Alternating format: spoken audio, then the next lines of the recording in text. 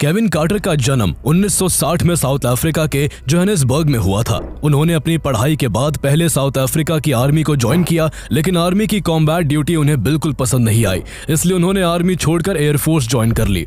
उस समय south Africa में रंगभेद अपने चरम पर था और गोरे रंग के लोग काले रंग के लोगों पर तरह तरह के जुल्म ढाते रहते थे। केविन कार्टर खुद गोरे रंग के होने के बावजूद काले रंग के लोगों पर हो रहे अत्याचारों के खिलाफ थे, लेकिन ये रंगभेद साउथ अफ्रीका का एक ऐसा कड़वा सच था जो वहां कहीं न कहीं हर रोज देखने को मिल ही जाता था। केविन कार्टर ने यह भेदभाव एयरफोर्स की नौकरी के दौरान भी देखा। एक दिन कार्टर ने देखा कि कुछ व्हाइट सर्विसमैन एक साथ मिलकर एक ब्लैक मेस वेटर को ह्यूमिलिएट कर रहे थे। कार्टर ने जब उन्हें ऐसा करने से रोकने की कोशिश की तो उनके साथियों ने उन्हें ही बुरी तरह से पीट दिया। इस घटना ने कार्टर को अंदर तक झकझोर दिया। वो इतने दुखी हुए कि उन्होंने एयरफोर्स छोड़ने का मन बना लिया, लेकिन कोई बेटर अपॉर्चुनिटी न होने की वजह से वो 4 साल तक वही बने रहे।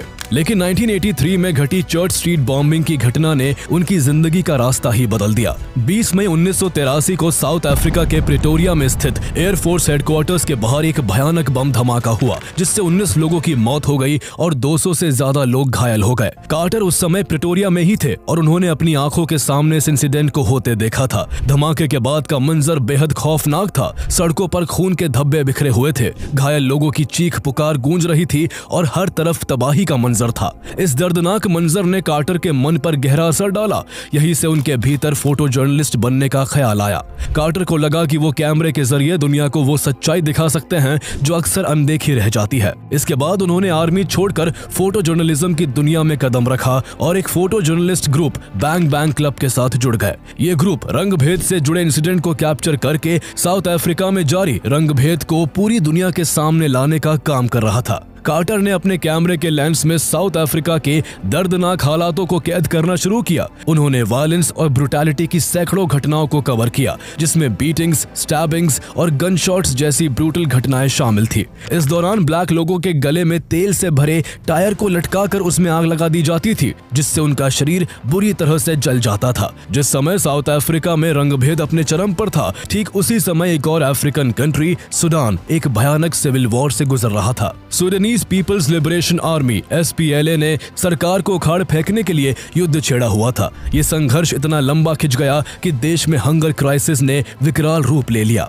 अनाज की कमी के चलते सूडान की जनता भूख से तड़पने लगी। हालात इतने बिगड़ गए कि अगले 2 साल में 2.5 लाख लोग भूख और बीमारियों से मारे गए, जबकि 10 लाख लोगों ने मजबूरी में देश छोड़ दिया। इतने बुरे हालात के बावजूद यहाँ की सरकार और SPLA ने कोई भी बाहरी मदद लेने से इनकार कर दिया, जिससे आगे और भी लोगों को अपनी जिंदगी गंवानी पड़ी। अंत में हालात संभालने के लिए UN को इंटरवीन करते हुए अप्रैल 1989 में ऑपरेशन लाइफलाइन सूडान यानी OLS शुरू करना पड़ा, ताकि सूडानीज लोगों तक खाना और जरूरी सामान पहुंचाया जा सके। लेकिन ये राहत भी ज्यादा दिन नहीं चली। SPLA ने UN वर्कर्स और फोटो जर्नलिस्ट को निशाना बनाना शुरू कर दिया। SPLA ने सितंबर 1992 में 3 UN वर्कर्स और एक फोटो जर्नलिस्ट की जान ले ली, जिससे OLS को यहाँ लोगों तक रिलीफ फंड पहुंचाने में भी दिक्कत आने लगी और ऑपरेशन कुछ वक्त के लिए रोक दिया गया। इससे सूडान की स्थिति दुनिया के सामने आना लगभग बंद हो गई और वहां 1993 में सिविल वॉर और भी तेज हो गया। UN ने यहां फिर से ऑपरेशन लाइफलाइन सूडान कंटिन्यू किया और साथ ही वहां की क्रिटिकल सिचुएशन और ग्राउंड रियलिटी को दुनिया तक पहुंचाने के लिए कुछ फोटो जर्नलिस्ट को सूडान भेजने का फैसला किया। इन्हीं में से एक नाम जोआओ सिल्वा का था, जिन्होंने अपने दोस्त केविन कार्टर को भी इस मिशन में शामिल होने का ऑफर दिया। केविन ने तुरंत हामी भर दी, क्योंकि ये उनके फ्रीलांस करियर के लिए एक बड़ा मौका था। UN ने उनके सूडान जाने का अरेंजमेंट किया। केविन और सिल्वा ने सूडान के लिए फ्लाइट ली, लेकिन सूडान में युद्ध की स्थिति को देखते हुए उन्हें कुछ दिन नायरोबी में ही रुकना पड़ा। कुछ दिन बाद जब सूडान की गवर्नमेंट ने लोगों की आवाजाही को अलाउड किया, तब केविन कार्टर और जोआओ सिल्वा साउथ सूडान पहुंचकर अपने असाइन काम को पूरा करने में लग गए। दोनों एक साथ आए थे, लेकिन वहां उन्हें अलग अलग लोकेशंस पर ट्रैवल करना पड़ता। कुछ दिनों बाद रेबल ग्रुप्स ने UN को अयोध्या क्षेत्र में फूड एड पहुंचाने की इजाजत दी, जिसके बाद केविन कार्टर और जोआओ सिल्वा वहां भी पहुंच गए। दोनों रोज अयोध्या के गांवों में जाकर भूख से तड़पते लोगों की तस्वीरें खींचते और शाम को जब मिलते तो एक दूसरे को अपने अपने कैमरे की तस्वीरें दिखाते और सूडान की दर्दनाक कहानियां आपस में शेयर करते। कार्टर के साथ दिन भर सूडानीज सोल्जर्स होते, जिससे काम करने में काफी दिक्कत आती थी। एक दिन एक सोल्जर को कार्टर की घड़ी काफी पसंद आ गई। कार्टर ने घड़ी उतारकर उसे दे दी। सोल्जर इतना खुश हुआ कि उसने कार्टर का बॉडीगार्ड बनकर उन्हें पूरे दिन सुरक्षा दी। अब कार्टर के लिए काम करना आसान हो गया था और उनको सूडान के हालात को बेखौफ कैमरे में कैद करने का मौका मिल गया था। लेकिन केविन कार्टर को ये नहीं पता था कि कुछ ही पलों में वो एक ऐसी तस्वीर लेने वाले हैं जो सूडान की भूखमरी का ऐसा सच दिखाएगी कि पूरी दुनिया सिहर उठेगी और उनकी खुद की जिंदगी हमेशा हमेशा के लिए बदल जाएगी। कुछ दूर चलने पर जैसे ही Kevin Carter UN feeding centre के पास पहुंचे, उनकी नजर एक छोटी बच्ची पर पड़ी। उसका शरीर भूख से इतना कमजोर हो चुका था कि उसकी हड्डियां साफ नजर आ रही थी। उसके माता पिता ह्यूमैनिटेरियन एयरप्लेन से खाना लेने गए थे और वो मासूम कुछ देर के लिए अकेली रह गई थी।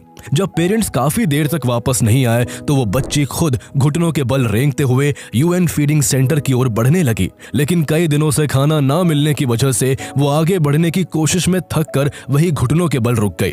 गर्मी की तपिश और भूख की बेबसी ने उसे इतना कमजोर बना दिया था कि उसमें आगे बढ़ने की ताकत ही नहीं बची थी। केविन कार्टर ने जब इस मंजर को देखा तो वो सन्न रह गए। उन्हें ये दृश्य सूडान की भूखमरी की भयानक सच्चाई को दुनिया के सामने लाने का एक परफेक्ट मौका लगा। वो इस दर्दनाक तस्वीर को कैमरे में कैद करने के लिए अपने कैमरा का एंगल चेंज कर ही रहे थे कि तभी उनके लेंस में एक और खौफनाक मंजर उभर आया। बच्ची के पीछे एक वल्चर आकर बैठ गया था। वो बच्ची को ऐसे घूर रहा था जैसे उसे बस उसकी मौत का इंतजार हो, ताकि उसके मरने के बाद उसे वो अपना खाना बना सके। वो पल इतना दिल दहला देने वाला था कि केविन कार्टर की रूह कांप गई। लेकिन फोटो जर्नलिस्ट होने के नाते उन्होंने झट से इस ट्रैजिक सीन को अपने कैमरे में कैद कर लिया। इसके बाद कार्टर वहां करीब 20 मिनट तक सिर्फ इसलिए रुके रहे कि गिद्ध यहाँ कुछ और एक्टिविटी करे और उन्हें कोई और भी ज्यादा ड्रामेटिक शॉट मिल जाए। लेकिन जब कुछ नहीं हुआ तो उन्होंने उस वल्चर को वहां से भगा दिया और आगे नए फोटोग्राफिक एंगल्स की तलाश में निकल पड़े। शाम को केविन और सिल्वा दोनों अपने असाइनमेंट को खत्म करके मिले तो केविन ने बड़े गर्व से कहा कि आज मैंने एक ऐसा फोटो खींचा है जिस पर तुम्हें विश्वास नहीं होगा। केविन ने सिल्वा को उस वल्चर और बच्ची की फोटो दिखाई, जिसे देखकर सिल्वा भी स्तब्ध रह गए। उस समय दोनों में से किसी को नहीं पता था कि एक ऐसी तस्वीर है जो फोटो जर्नलिज्म की हिस्ट्री में one of the most impactful and controversial photographs बन जाएगी। कुछ दिन के बाद जब केविन कार्टर और हुआओ सिल्वा अपने असाइनमेंट को खत्म करके सूडान से लौटे तो कार्टर ने इस फोटो को द न्यूयॉर्क टाइम्स को भेजने का फैसला किया। 26 मार्च 1993 को द न्यूयॉर्क टाइम्स ने इस तस्वीर को the vulture and the little girl के नाम से पब्लिश किया। तस्वीर के साथ एक हॉन्टिंग कैप्शन भी लिखा गया था, a little girl weakened from hunger collapsed recently along the trail to a feeding centre in Ayod, nearby a vulture waited. जब इस टाइटल के साथ ये तस्वीर दुनिया तक पहुंची तो पूरी दुनिया में हंगामा मच गया। इस तस्वीर ने पूरी दुनिया को हिलाकर रख दिया था। न जाने कितने लोग इस बेबस बच्ची की तस्वीर को देखकर फूट फूट कर रोए। कई लोगों ने इस फोटो के जरिए सूडान की स्थिति को सामने लाने के लिए केविन कार्टर की प्रशंसा की तो कईयों ने ये जानने का प्रयास किया कि आखिर उस बच्ची के साथ क्या हुआ। जब इस सवाल का जवाब कहीं नहीं मिला तो केविन कार्टर की आलोचना शुरू हो गई। लोग कहने लगे कि कार्टर ने अपने फोटोग्राफी के जुनून के लिए उस बच्ची को गिद्ध का खाना बनने के लिए छोड़ दिया। सैकड़ों कॉल्स और लेटर्स द न्यूयॉर्क टाइम्स के ऑफिस में आए, जिनमें सभी उस बच्ची के वेलबींग के बारे में जानना चाहते थे। कंट्रोवर्सी इतनी बढ़ गई कि द न्यूयॉर्क टाइम्स को केविन कार्टर की तरफ से एक स्पेशल नोट पब्लिश करके ये बताना पड़ा कि कार्टर ने वल्चर को वहां से भगा दिया था और फिर बच्ची फीडिंग सेंटर की तरफ बढ़ने लगी थी। लेकिन समय बीतता गया, कंट्रोवर्सी बढ़ती गई और इसने केविन कार्टर को कुछ ही महीनों में काफी पॉपुलर बना दिया। विवाद को बढ़ते देख केविन खुद इस मुद्दे पर सफाई देने के लिए सामने आए और उन्होंने कहा कि सूडान में हर घंटे भूख से 20 लोगों की मौत हो जाती है, इसलिए उस फोटो में कुछ भी अलग नहीं है। कार्टर ने उस बच्ची को फीडिंग सेंटर तक पहुंचने में मदद न करने के लिए रिग्रेट भी एक्सप्रेस किया। हालांकि केविन द्वारा उस बच्ची की मदद न करने के पीछे कारण ये था कि फोटो जर्नलिस्ट को उस समय एक अनकही गाइडलाइंस का पालन करना पड़ता था। इसके चलते फोटो जर्नलिस्ट का काम सिर्फ हालात को कैप्चर करके दुनिया के सामने लाना होता था और वो बीच में इंटरवीन नहीं कर सकते थे। इस पॉलिसी के पीछे ये तर्क था कि अगर फोटो जर्नलिस्ट वहां हर स्थिति में दखल देने लगे तो उनकी न्यूट्रलिटी खत्म हो जाएगी और वो अपने जर्नलिस्टिक एथिक्स से समझौता कर बैठेंगे। केविन ने भी तब इसी वजह से कोई हस्तक्षेप करना सही नहीं समझा था। केविन के रिग्रेट एक्सप्रेस करने और सफाई देने के बाद भी जब विवाद थमने का नाम नहीं ले रहा था, तब एल मुंडो नाम के एक न्यूज़पेपर ने इस तस्वीर पर एक रिपोर्ट छापी। उन्होंने हाई रेजोल्यूशन में फोटो को एग्जामिन किया और पाया कि उस बच्ची के दाहिने हाथ में यूएन फीडिंग सेंटर का एक प्लास्टिक ब्रेसलेट था, जिस पर कोड के रूप में T3 लिखा हुआ था। इसका मतलब था कि वो बच्ची सीवियर मैलन्यूट्रिशन की शिकार थी और उसे यूएन सेंटर में रजिस्टर कर लिया गया था। दरअसल उस समय यूएन बच्चों की स्थिति को ट्रैक करने के लिए T और S लेटर कोड कोट्स का इस्तेमाल करता था, जिसमें टी का मतलब सीवियर मैलन्यूट्रिशन और एस का मतलब नीड सप्लीमेंट्री फीडिंग था। इस खुलासे से काफी पॉसिबल था कि वो बच्ची सुरक्षित फीडिंग सेंटर तक पहुंच गई होगी, लेकिन इसके बावजूद आलोचनाएं रुकने का नाम नहीं ले रही थी। इस फोटो और उससे जुड़ी कंट्रोवर्सी ने केविन कार्टर को रातों रात दुनिया का चर्चित फोटोग्राफर बना दिया। दुनिया के बड़े बड़े अखबार उनकी तस्वीर को छापने लगे। अप्रैल 1994 में उन्हें जर्नलिज्म फील्ड के सबसे बड़े अवार्ड पुलित्जर प्राइज से नवाजा गया। उन्हें अवार्ड देते समय सूडान की स्थिति को दुनिया के सामने लाने के लिए खूब सराहा गया, लेकिन इतने बड़े प्राइज जीतने के बाद भी उनके मन में काफी हलचल मची हुई थी। केविन कार्टर के मन में मची इस हलचल को और भी बढ़ाने का काम एक जर्नलिस्ट ने कर दिया। केविन कार्टर ने इस पूरी कंट्रोवर्सी को लेकर एक इंटरव्यू दिया, जिसमें उनसे ऐसे तीखे सवाल पूछे गए जिन्होंने उनके मन को अंदर तक झकझोर दिया। उस इंटरव्यू में एक जर्नलिस्ट पूछता है कि आखिर में उस बच्ची का क्या हुआ था। इस पर केविन कहते हैं उन्हें इस बारे में कुछ भी नहीं पता, क्योंकि वो इस फोटोग्राफी के बाद घर लौट आए थे। इसके बाद जर्नलिस्ट एक और सवाल दागता है कि आखिर वहां कितने गिद्ध थे। इस पर केविन कहते हैं कि वहां एक गिद्ध था, लेकिन जर्नलिस्ट उन पर तंज कसते हुए कहता है कि नहीं, वहां एक नहीं बल्कि 2 गिद्ध थे। एक बच्ची को भूखी नजरों से घूर रहा था और दूसरा कैमरा लिए खड़ा था। ये शब्द केविन कार्टर के दिल और दिमाग में गूंजते रहे। वो भीतर से टूटने लगे। एक तरफ उन्हें उस बच्ची की मदद ना कर पाने का अफसोस था और दूसरी तरफ वो अवार्ड था जिस पर जब भी उनकी नजर पड़ती वो खुशी देने के बजाय उन्हें काटने को दौड़ता था। वो तस्वीर उनके लिए एक ऐसा गुनाह बन गई जिससे वो कभी उबर नहीं पाए। वो गहरे डिप्रेशन में चले गए। उन्हें भूख से तड़पते बच्चे, जख्मी लोगों की तस्वीरें और निर्दोष लोगों पर हो रही हिंसा रातों को सोने नहीं देती थी। आखिरकार 27 जुलाई 1994 को केविन कार्टर इस दर्द को झेल नहीं पाए और उन्होंने मौत को गले लगाने का फैसला कर लिया।